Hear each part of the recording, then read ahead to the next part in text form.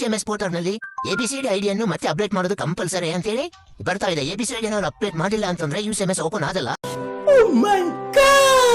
ಅದಕ್ಕಾಗಿ ನಾವು ಇವತ್ತು ABCD ಯಾವ ತರ UCMS ನಲ್ಲಿ ಆಗ್ಬೇಕನ್ನೋದನ್ನ ಸ್ಟೆಪ್ ಬೈ ಸ್ಟೆಪ್ ನ ತಿಳ್ಕೊಂಡ್ಬರೋಣ.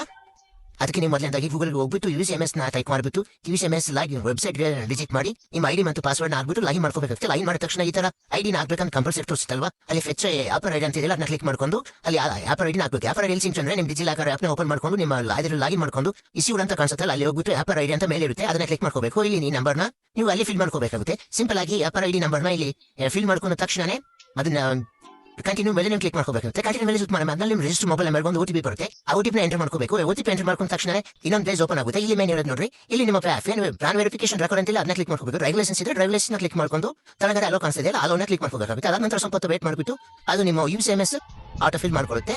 ಅಲ್ಲಿಗೆ ನಿಮ್ದು ಸಕ್ಸಸ್ಫುಲ್ ಆಗುತ್ತೆ. ಇಷ್ಟು ಫ್ರೆಂಡ್ಸ್, ಈ ಮಾಹಿತಿ ನಿಮ್ಮ ಫ್ರೆಂಡ್ಸ್ ಕೂಡ ಶೇರ್ ಮಾಡಿ, ನಮ್ಮ ಒಂದು ಚಾನಲ್ಗೆ ಫಾಲೋ ಮಾಡಿ, ಸಪೋರ್ಟ್ ಮಾಡಿ.